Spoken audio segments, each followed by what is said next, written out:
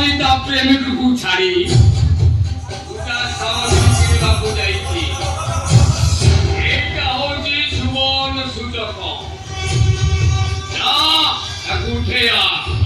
ଆଉ ଯଦି ଲୋକମାନେ ଉତ୍ତରିତ କରନ୍ତି ମୁଁ ସେମାନଙ୍କୁ କଣ୍ଟ୍ରୋଲ କରି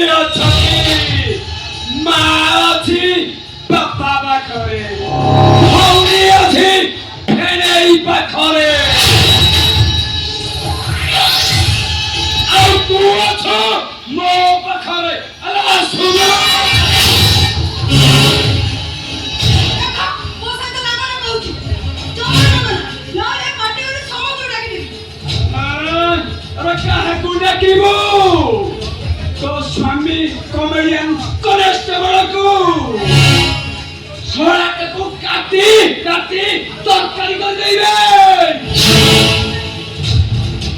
हे बहुत ते पसंद कोन छनी माने मुझे तो नहीं जी एटा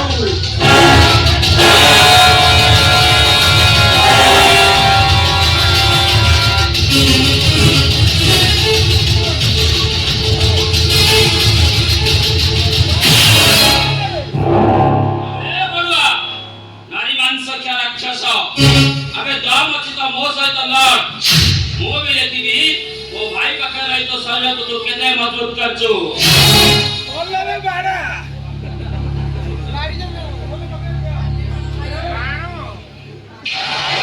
अरे बोलो जाओ वो रास्ता में चली जाओ नजर मु भूली जीबी मो बॉस को सानो भाई बोले अरे जाबे भूली जा नारी मांस के राक्षस जाति मारो मारो मारी देबे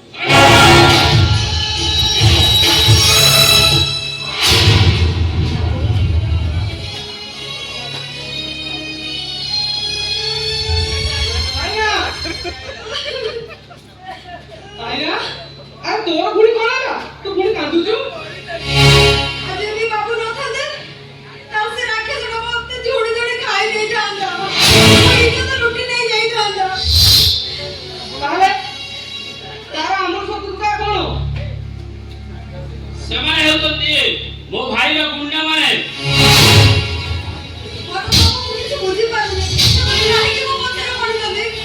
एकता तो बापा को ठीक खबर जाना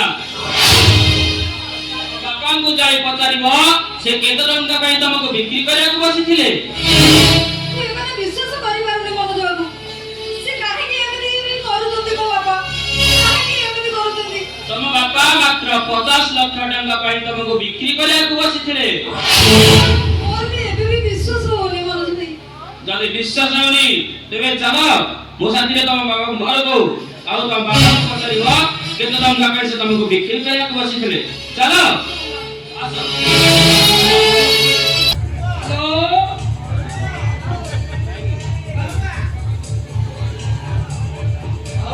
निरा झियोगा जीवनटा को केते टंका रे बिक्री करबा को चाहछन्ती कापड़ी नाली माने अरे भय करबार किछि नहीं मु जानछि तम जीवन रे एमे केते झियो को जीवन नष्ट कर देइछो एटा तम भाई ओ नुवा कथा जे माने हां ए 50 लाख टंका नियो झियो भाई ओटे ପକେଇ ବ୍ୟବସ୍ଥା କର। ମାନେ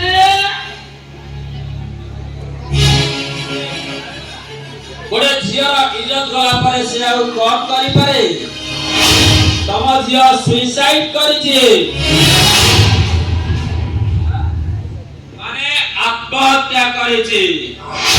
କାରଣ ତମର କଲା କର୍ମ ପାଇଁ ସେ ଆତ୍ମହତ୍ୟା କରିଯାଇଛି। ମୋତେ କ୍ଷମା କରିଦେ। ନାଇଁ, ଏଗୁଡ଼ା ଠିକ ହବନି।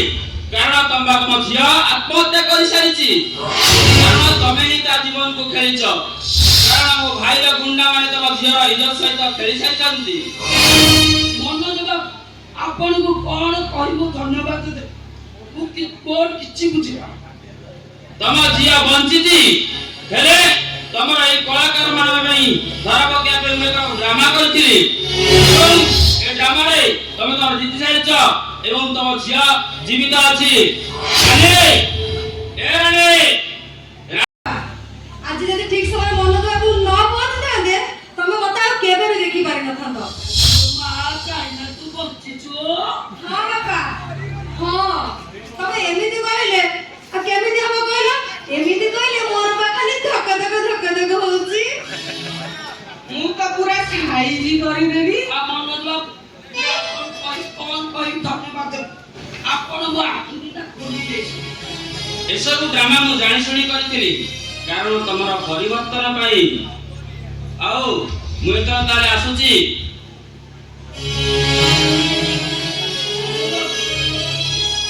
କାଲି ସକାଳ ପାଇବା ମାତ୍ରକେ ସବୁ ପ୍ରମାଣ ନେଇ ମୁଁ ଆପଣ ପାଖରେ ରଖିଦେବି।